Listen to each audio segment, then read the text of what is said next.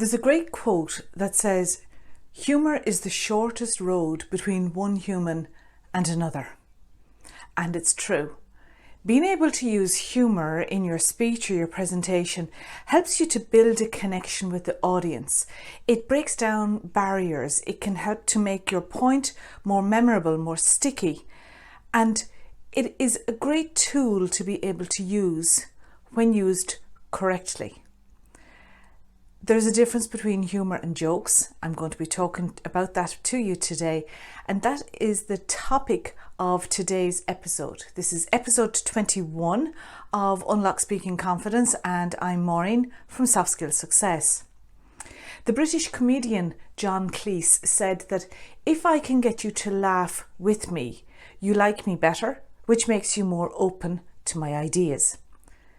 It is really worth developing humour as one of the tools that you're using when you are speaking publicly. And today I'm going to be sharing some tips about what you should and shouldn't do when it comes to humour.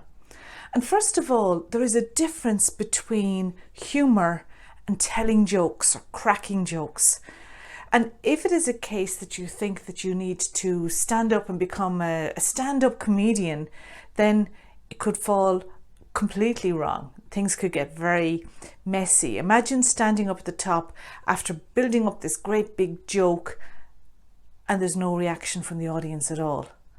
So we're going to be taking a look at humour rather than that joke telling or stand-up comedian side of things. The first tip that I would say is to know your audience. It is back to that topic again that I've mentioned again and again, and you've got information on it in episode 17. But when you know your audience, then you will know, for example, if there is a particular group that's there, if there's a particular demographic that's there, and the type of jokes and humour that you're making can be relevant or not to them. So, for example, I might pass a joke about some TV show that I watched when I was a teenager, and if the audience aren't of an age to remember that and it's not relevant to them, then that joke isn't going to make any sense. It's going to fall totally flat. So know who they are. Use humour against yourself. Do not make fun of the audience, and if you need any reason not to make fun of the audience, just think about what happened with Chris Rock and the Oscars this year. Making fun of the audience can really be divisive. You know, whether it's a case that you choose an individual and you're making fun of them, other people in the audience are going to be feeling uncomfortable. They're not going to, it could be that case of making them think, gosh, is this going to be me next? And if you're making fun of a particular section of the audience, that can be divisive as well. So again, that can work for comedians, but if it's a case that you're trying to build connection with all of your audience, then I would suggest that you stay safe when it comes to the humour. And stay safe with the type of topics that you're speaking about as well, so that it's not something that is going to be controversial or, again, causing that division. You really don't want to get people annoyed at you because of some careless comment that you've made, and that it detracts from the message that you're trying to communicate in your speech or your presentation. When you are bringing in humour, make sure that it is relevant to the point that you're making.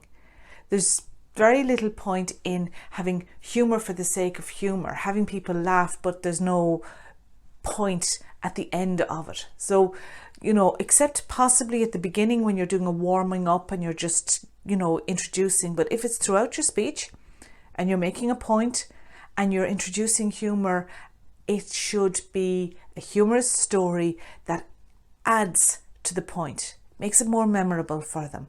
So have a think about that. How do you make it relevant? I've spoken to you already about not using jokes, avoiding jokes, unless you are very certain of your audience. You know them very well. You know that this is going to go down well. You know that you tell the joke well and that punchline is going to land and connect. Then it's worth trying. But other than that, if you're unsure, I would suggest leave it out. So where do you go for humour then? Well, it can be just from your own life experiences. And that can be as simple and straightforward as something that happened when you were in the supermarket, something that happened when you were driving to the event, that you're getting a point out of it, telling your point, emphasising your point with a humorous story. So something from life events can really add to that.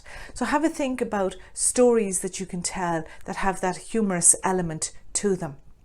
And the final point that I would make on this is, if you have told that story and you have got that laugh, allow the laughter, don't step on it. So pause, be comfortable with pausing, allowing for the laugh, and then continuing on with your story, continuing on with the rest of your talk.